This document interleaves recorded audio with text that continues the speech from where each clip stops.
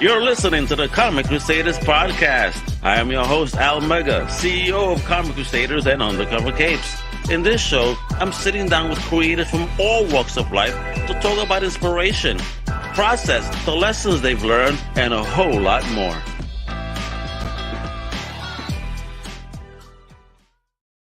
Well, man, this is your boy Al Mega. Welcome to a brand new Comic Crusaders podcast. And today, you know what we do? We be talking about independent comics, and today, we got a fire one, baby. I mean, I met homie on a chat and a dope video show, and next thing you know, he's like, I'm gonna create Al. Yo, I got signed. You know, he sent over the project. It is absolute fire. It's a whole lot of fun, and it's not just one person. It's two. It's a creative duo. So let's bring in this force to be reckoned with, this dynamic duo, this future of the entertainment industry. Let me bring up the big homie that I met first, Mr. Jens Richard. How you doing? What's up? Hey. What?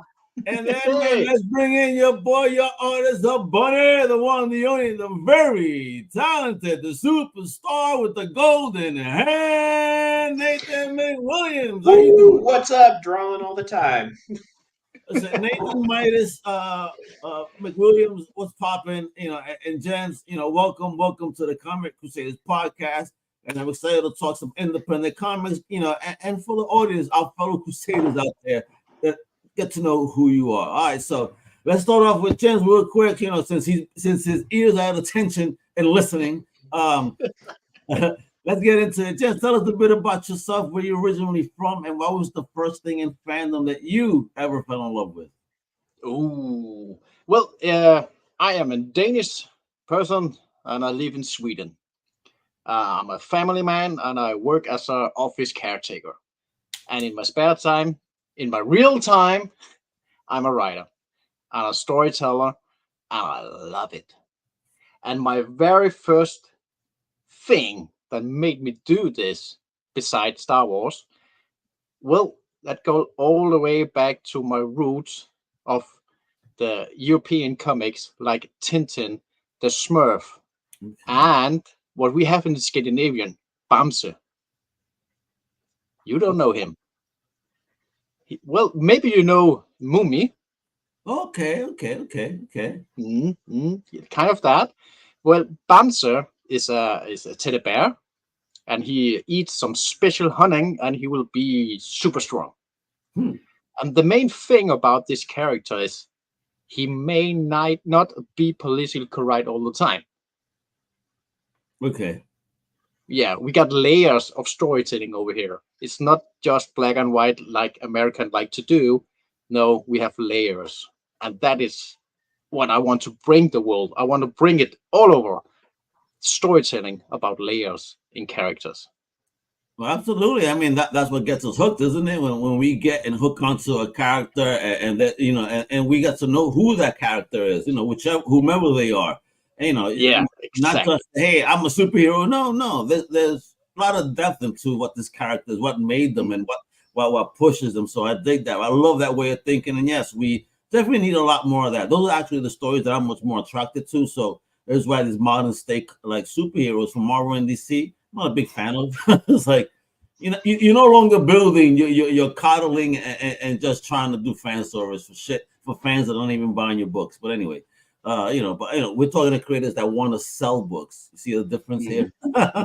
Well, Nathan, talk to me. Tell me a bit about yourself, where you OG from, and a bit about your first love in fandom. Yeah, I'm from Tulsa, Oklahoma. I kind of grew up around the Midwest, but I settled down there, so that's where I'm from. I'm a janitor by day, comic artist by night. So I do all my art on my free time. For my first fandom, it was actually Godzilla movies. That was the first. That was the first thing that I really fell in love with. I was kind of sheltered growing up, so I didn't get to read a lot of comics. But when I did, it was like newspaper comics. So Garfield, Calvin and Hobbes. Calvin Hobbes is like one of my top 10 favorite cartoons of all time. I just loved those comics. And then growing up, I found other things. Like I actually found Tintin before I ever found like Marvel or DC.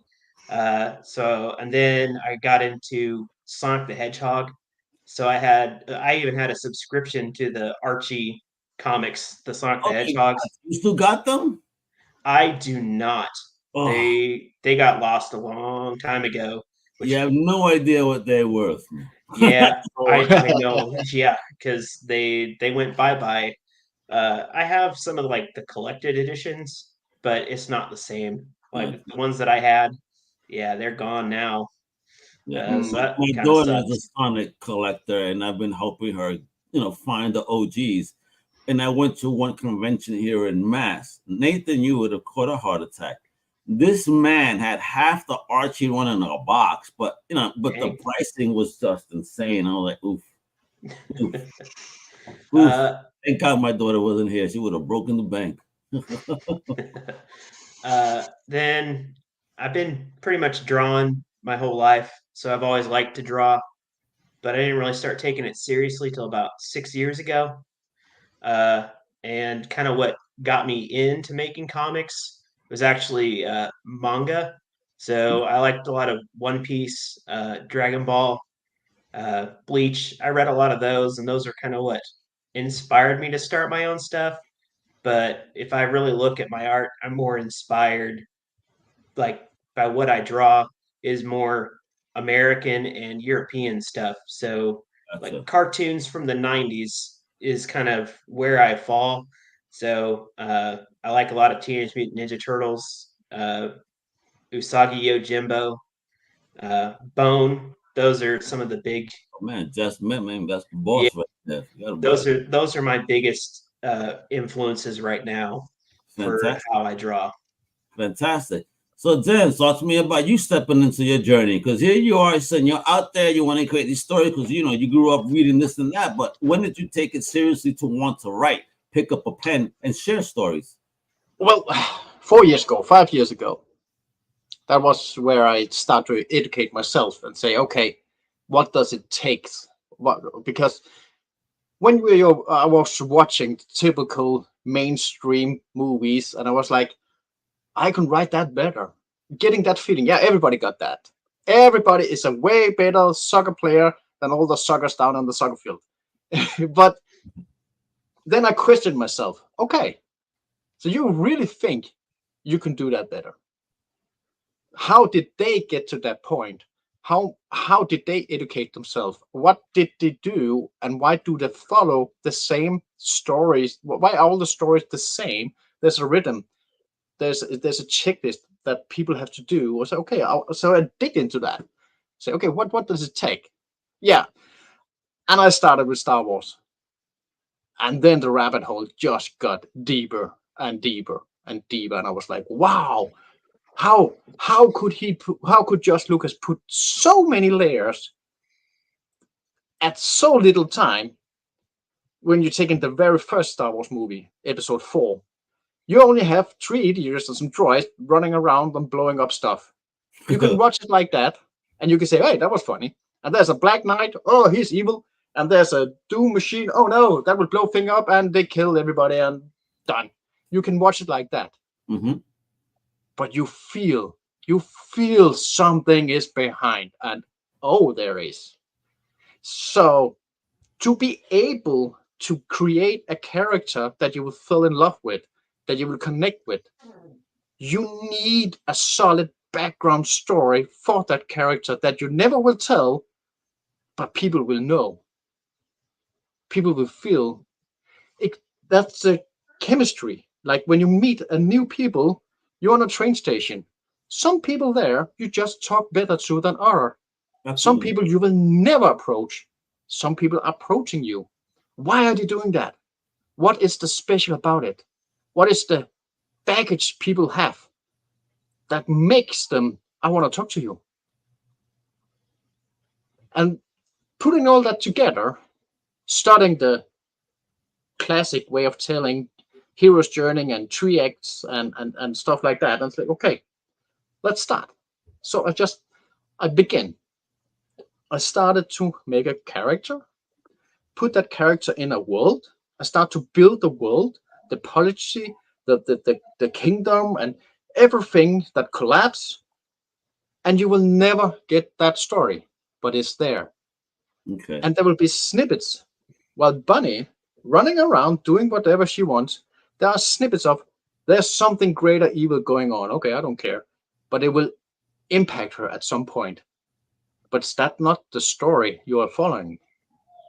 So it was mainly just testing myself and questioning myself and molding the story. Nobody, no characters today is the same character they were 4 years ago. Absolutely. Not even from last issue. They have evolved, and then I restarted with that new involved character and restart the story. And I did that several times, all over, until I have a story that I feel is worthy up there together with all the greatness. All right. So let me ask. I want to ask Nathan here because how does a guy from Tulsa, and you know, we're not talking, you know, it's Sylvester Stallone in the hood of Tulsa, but how does an individual from Tulsa hook up with a writer all the way in the Netherlands? It's like, holy shit! I mean, how did that even happen? Tell me the story, your version of the Promance. Yeah. So Jens and I both were posting comics on the app Tapas. Used to be called Tapastic. Yeah. Yeah. So we both made web comics there.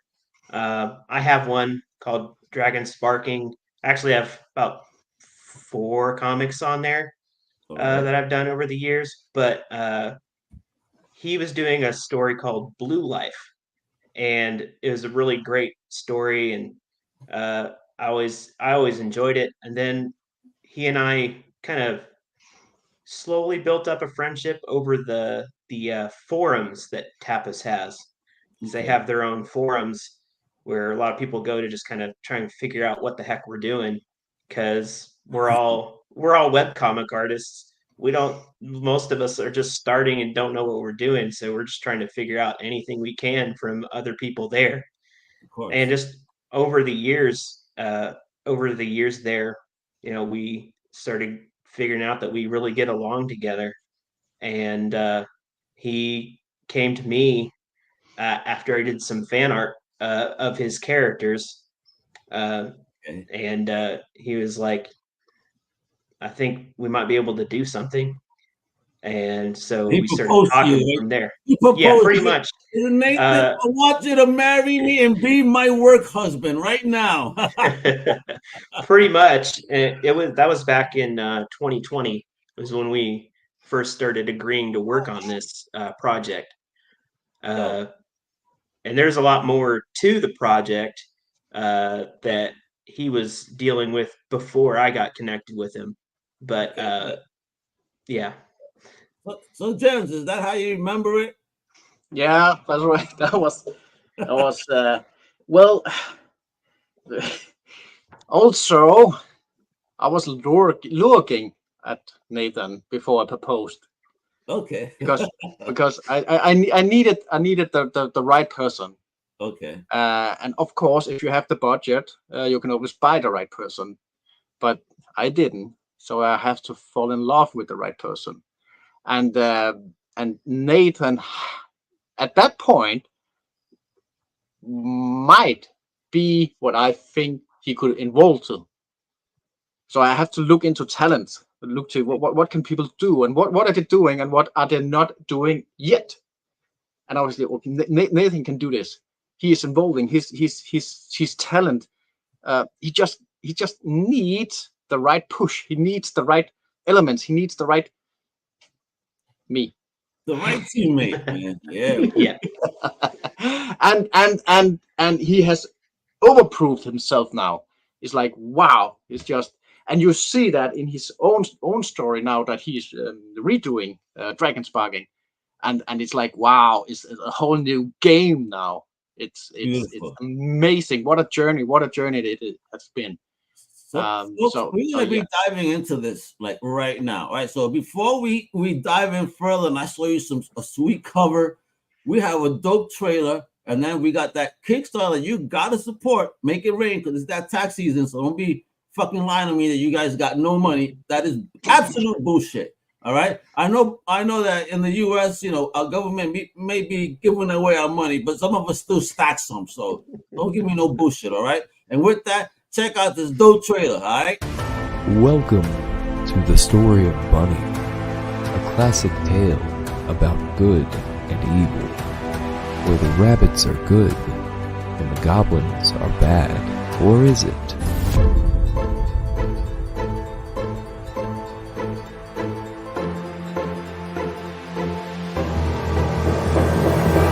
Bunneh is a unique take on classic tale.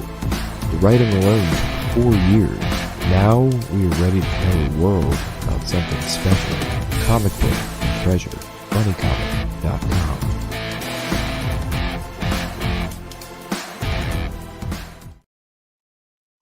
And for some dumb reason, I keep saying Kickstarter. It's Fund My Comic. FMC. All right.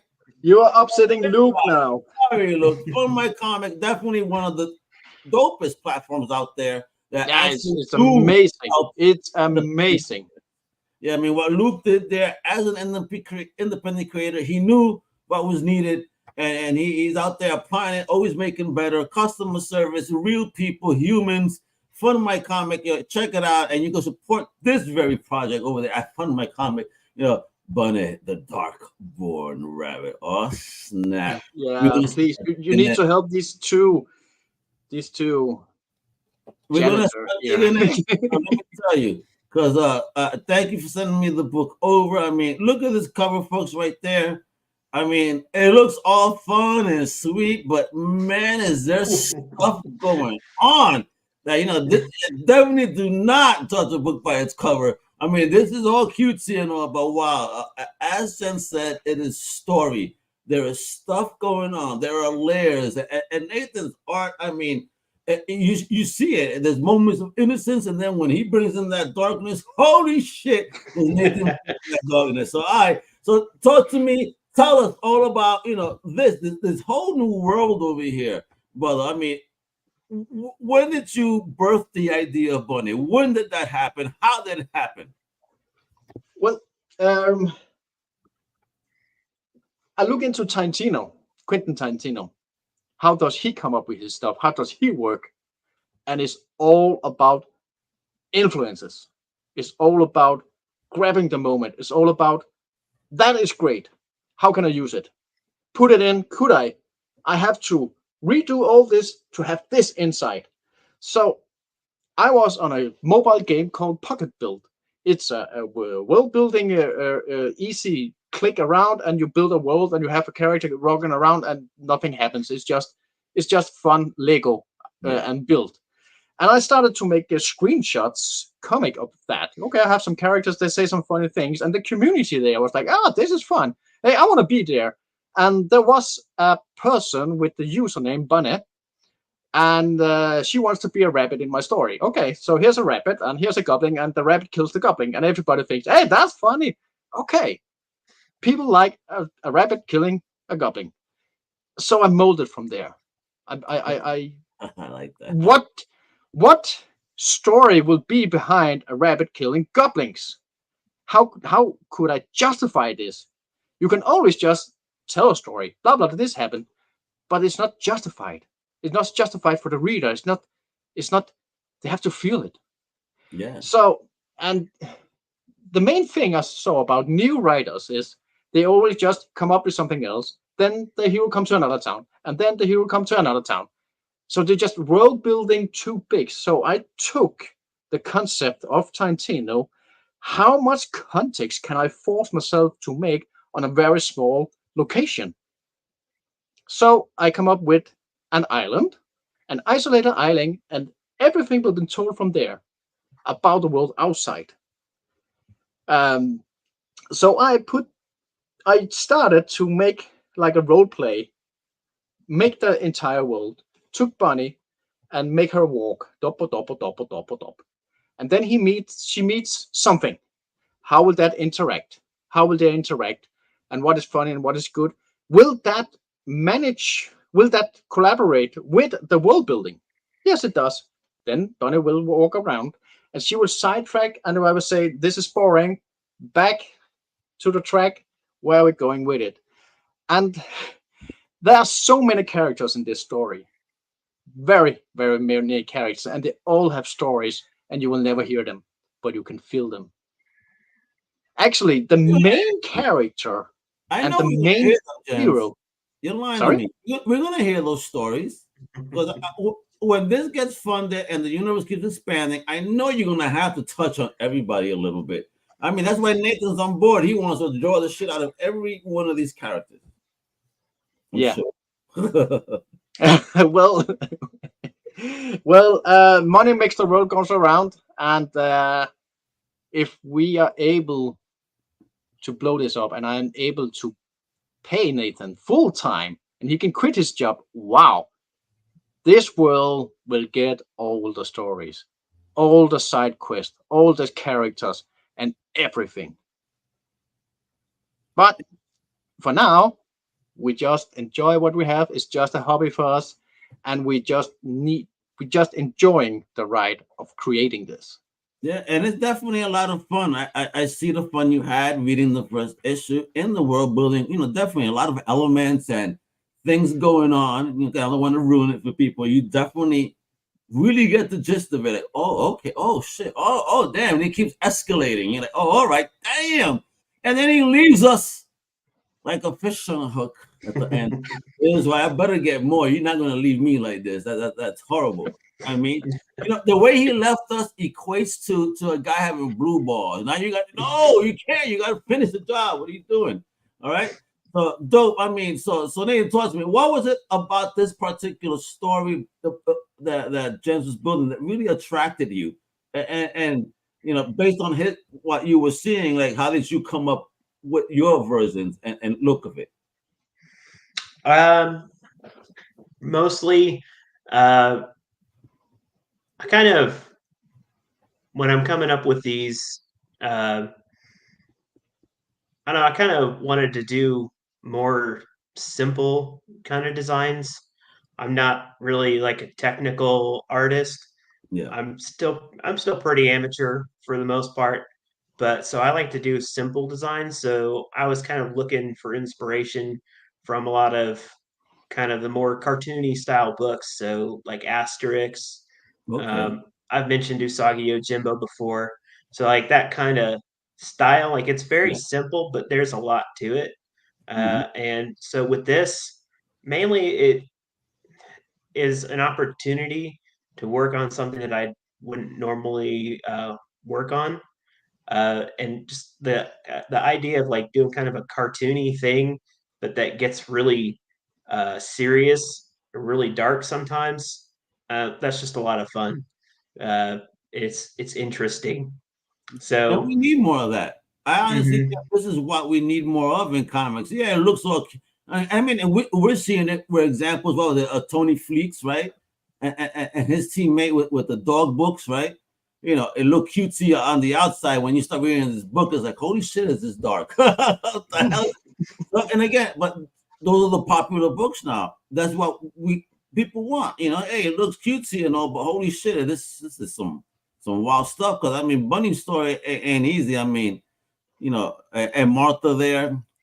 Oh man, you guys, man, I'm telling you, you like Martha? Yeah, man, Martha. Now, besides Bunneh and Martha, who are the two others that are there? Because this looks like a very Sopranos type looking cover, meaning with positions. Because again, you see Bunneh all straight up. Homie's on the back, but he looks like something weird. And then we have somebody with their back turned. Ooh.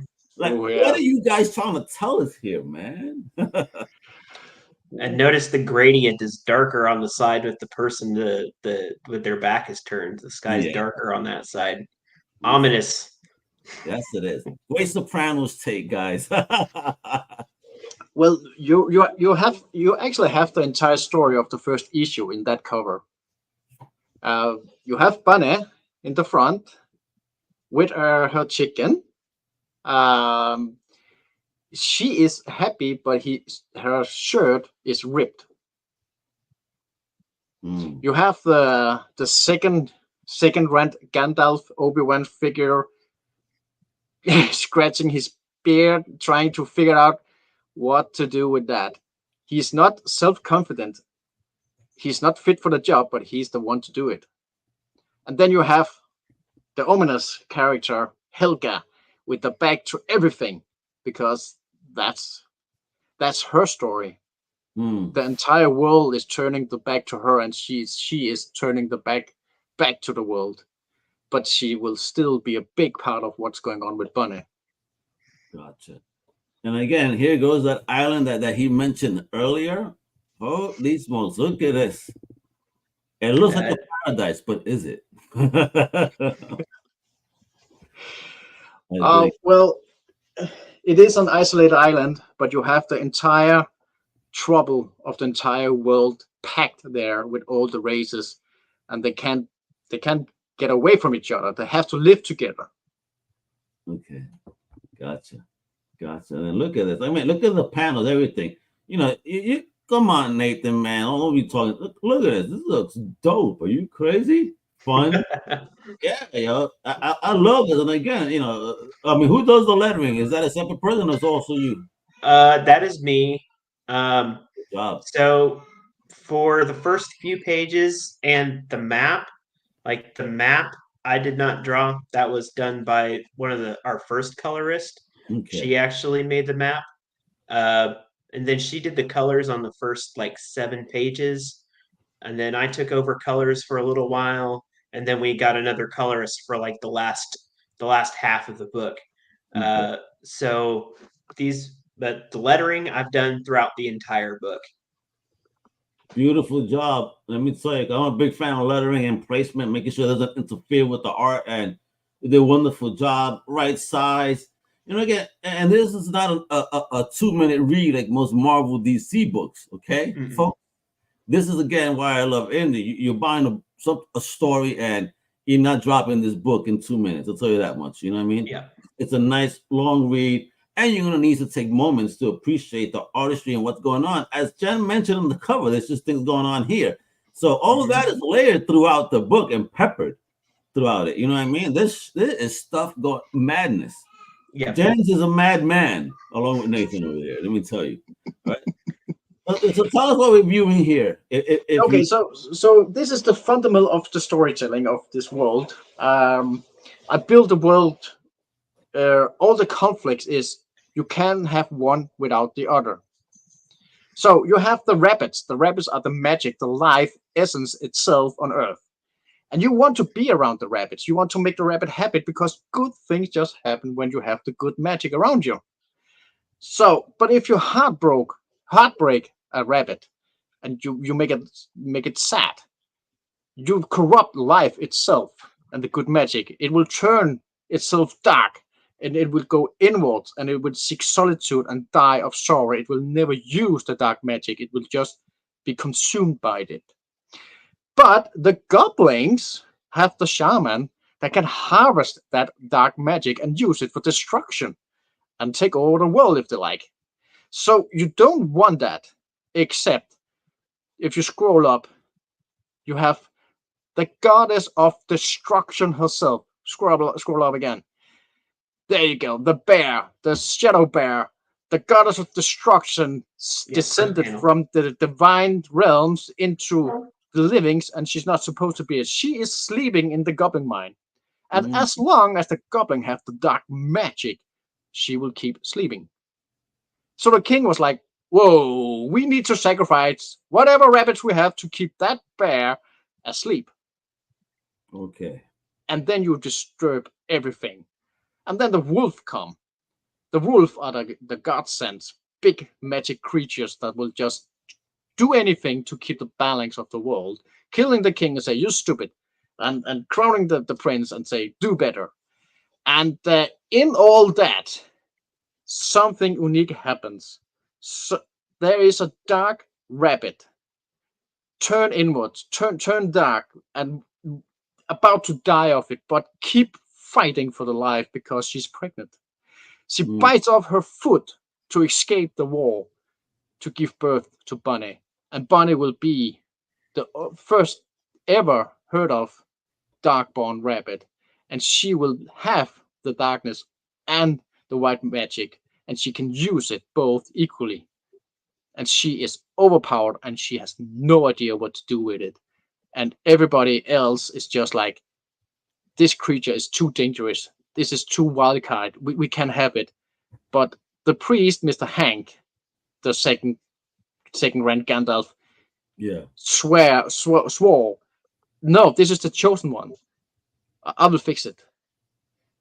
But as you read further, no.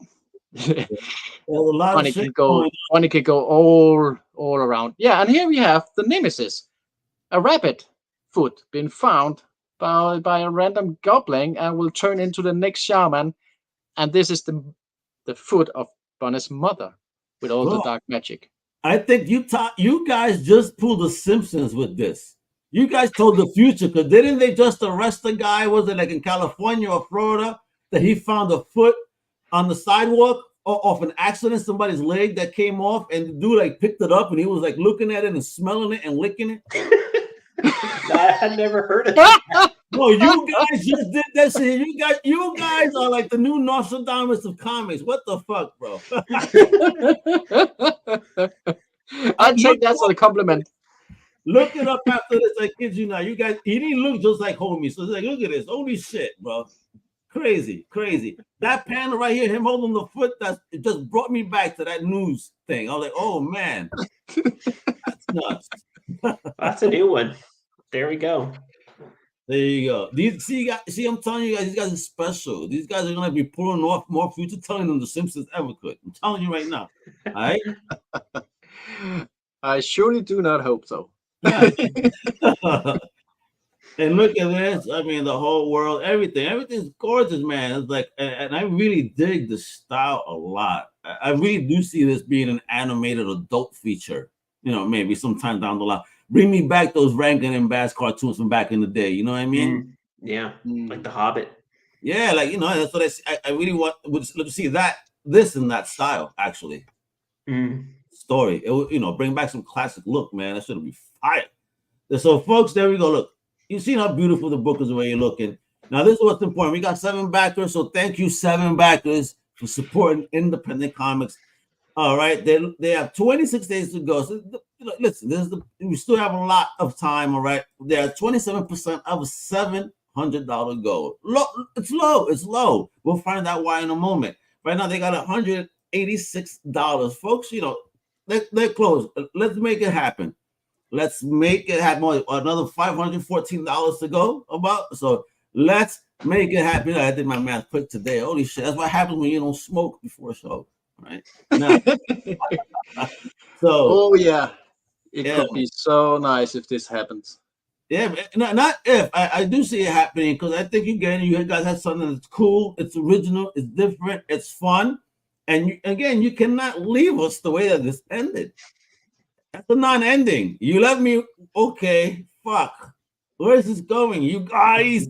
All right, so how many stories do you have? More stories in the bag, or is yeah. It's a complete saga. It is completed. It's built, it's rewriting, completed from start to end, and everything is there. So the comic God's willing to make this happen. Like, how many issues is the saga? And I promise any reader, you will not feel that we just come up with our stuff. We're just following some trends. We're just pushing out some hidden real life agenda. No, this is timeless. This is its own story. It's completed, and it's there to be told, and you will get it one step at a time. And in the end, you will look back to everything and see, oh, everything was connected.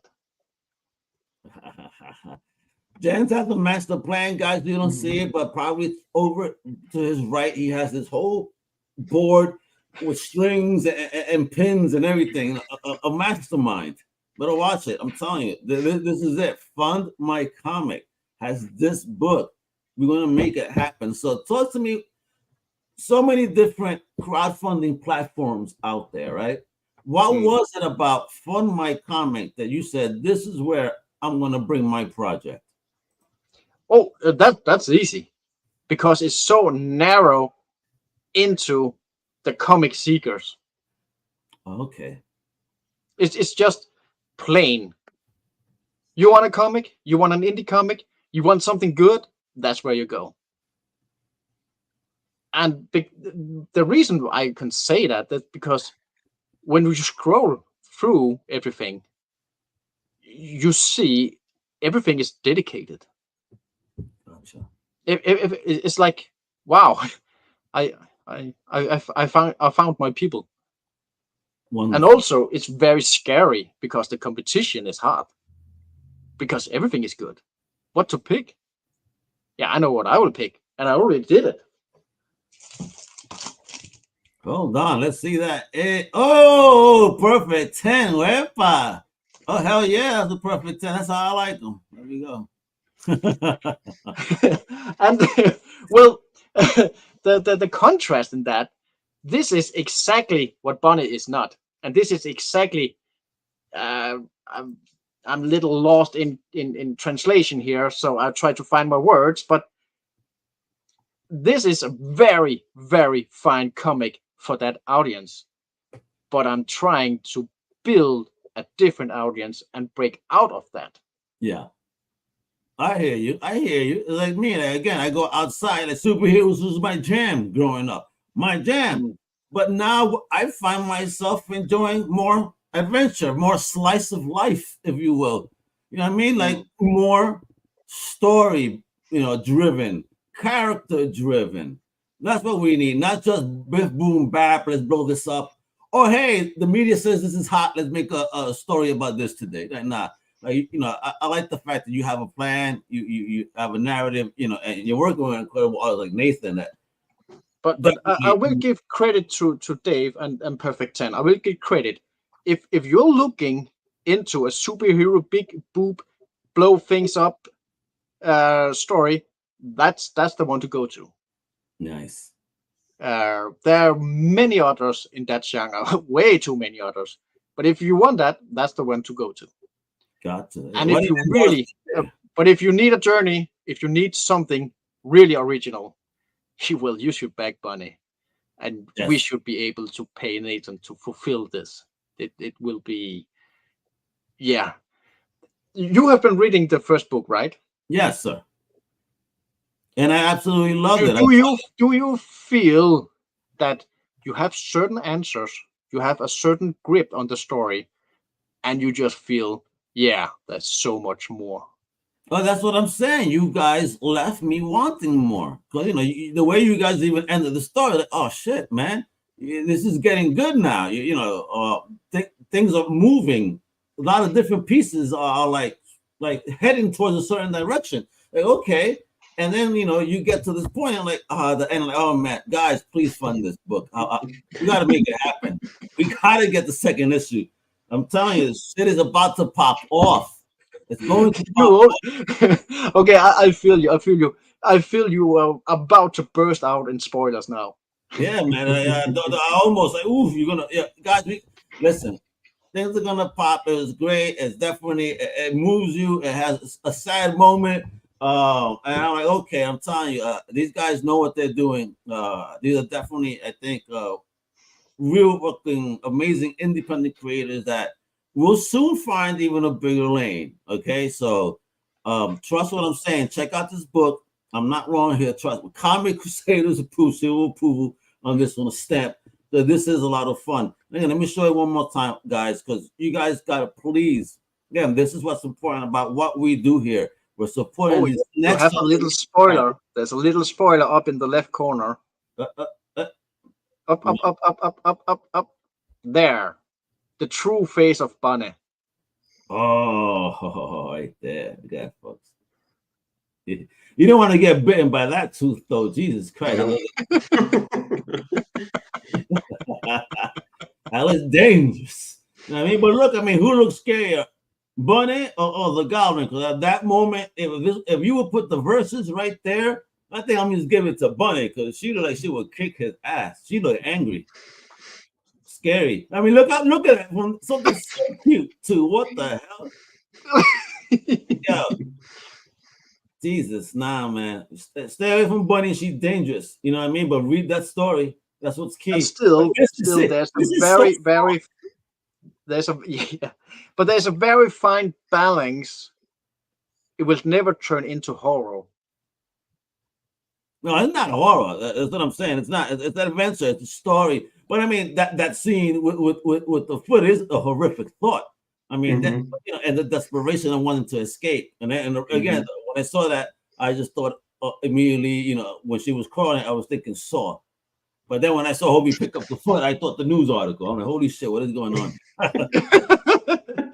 Yeah, because that's another thing new writers they fell into. They want the shock value, but they don't build up the story for that. So they just come up with something, and then the head fall off. Yeah, but why did the head fall off? Because it's scary. And it's like, yeah, but that doesn't fit anywhere. I agree. But yeah, you got the shock value. Congratulations. And then what? Exactly. It has to have reasons. Shock is shock. Listen, I like Terrifier, for example, the first one. But when they made part 2, that was gore porn. That was just shocks for shock's sake. That's it. Yeah, with nothing really defining it anymore. So that one I don't like as much. And now they're doing a part 3. My God, how much more porn can you get with some gore? Jeez, enough. Yeah. And also, we have no big boobs. No big boobs. No, exactly. And ain't no donks. There's no tetas. This is, again, adventure, right? None of that stuff to distract you. What will get you going is a beautiful story with great art, with things everywhere. Again, look at the pieces everywhere, just like that Sopranos type of cover. I mean, there is stuff going on within the book. And, and Jens, thank you for bringing this to my attention. I'm happy to have met you, in the chat room that day and talking about, I'm a creator too. So immediately we made it happen. And I'm happy because, you and Nathan are so incredibly talented. This is definitely it. Right now, folks, again, you guys got tax return coming. Doing bullshit. You got money. This is the pay week. You got money. All right. So don't give me. I mean, it's low cost tiers to get it $20, $15 to have something original. Come on. Yeah. Folks. Let's make it happen. Yeah. And also, I would very much like for Nathan to visit me again. Again? What? You guys met actually? Yep. Yeah, we did. Who went into Sweden? Yeah, I went there.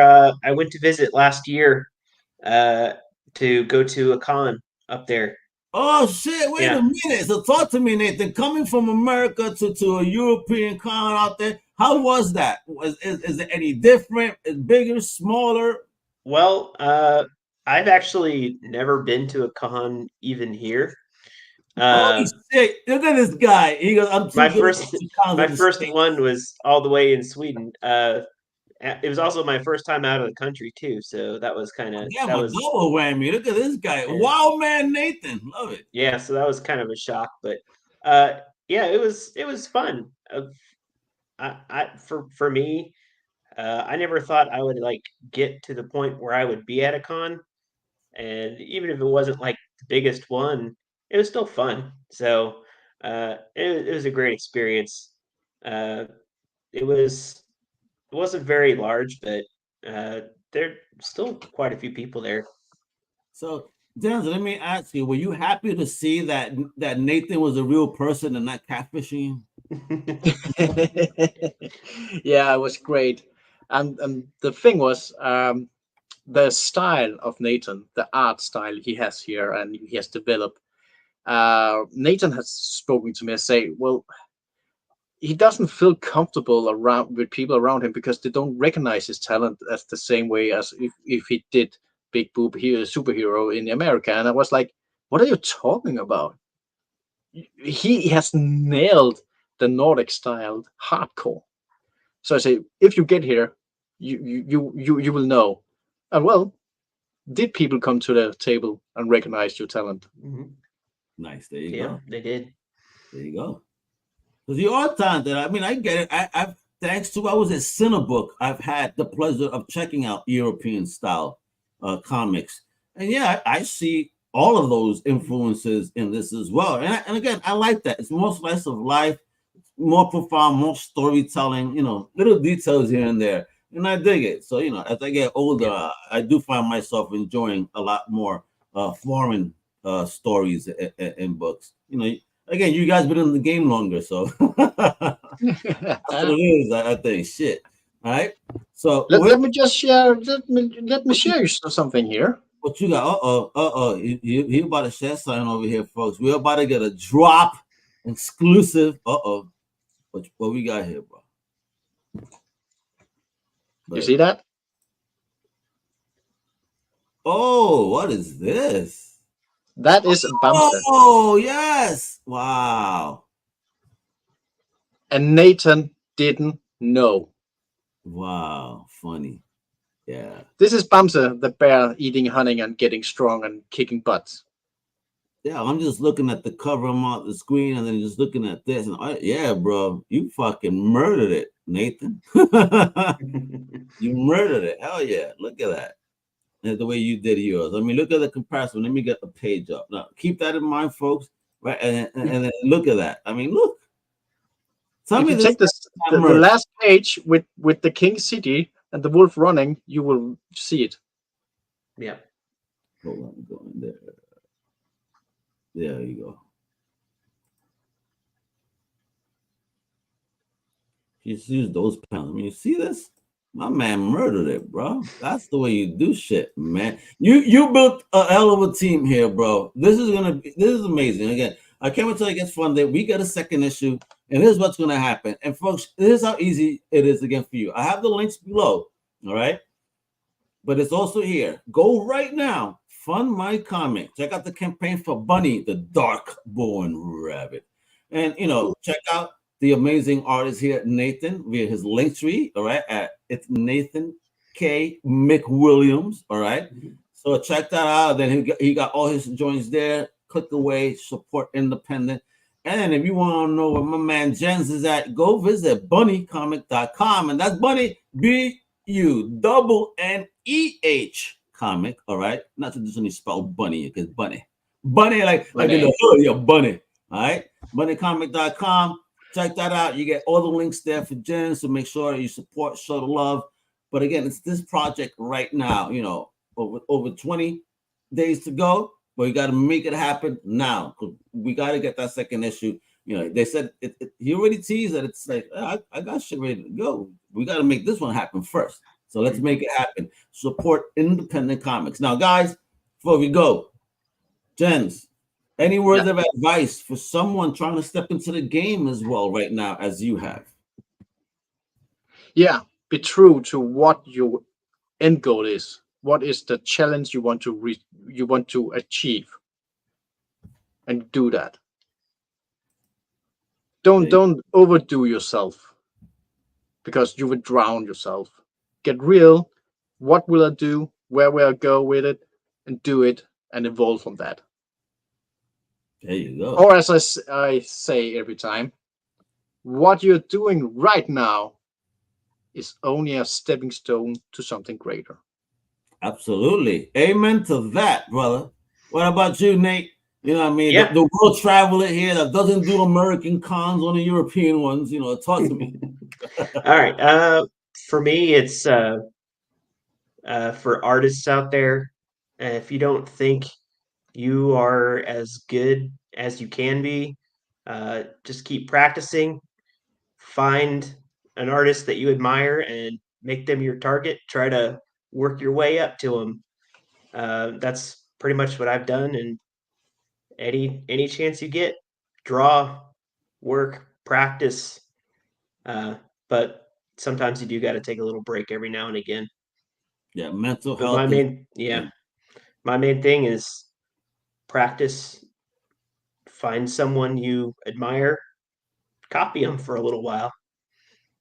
Then you'll find your own stuff as you go. I think that don't hate, emulate. Yep. That's what I tell people. Don't hate, emulate. Why the hell are you hating on them? If you're not as good, then try to get at least to their level and then be better. Stop this nonsense of hating. Learn. All right, let's all grow. We can all be number one, baby. All right, there's room enough for everybody. I really do think that across the different genres and platforms and everything that we're doing. All right, we could all eat. So with that, yo, Jens, Nathan, thank you so much for hanging out with me today to talk about this dope project that's available now. One more time. I gotta take out. Go to Bunneh all right, .com, and of course, fund my comic. A big shout out to Luke Stone for creating such a wonderful platform for independent creators to share their wares and crowdfund. Amazing. All right, so I'm Al Mega. That's Nathan. That's Jens. This is the Comic Crusaders podcast. To my fellow Crusaders, much love. Hasta la próxima. Wepa! Thank you for listening to the Comic Crusaders podcast. If you like the content, please subscribe and turn on notifications. Also, please visit comiccrusaders.shop and our extended podcast family over at undercovercapes.com. And also make sure to download the Comic Crusaders app on the Google Play Store today.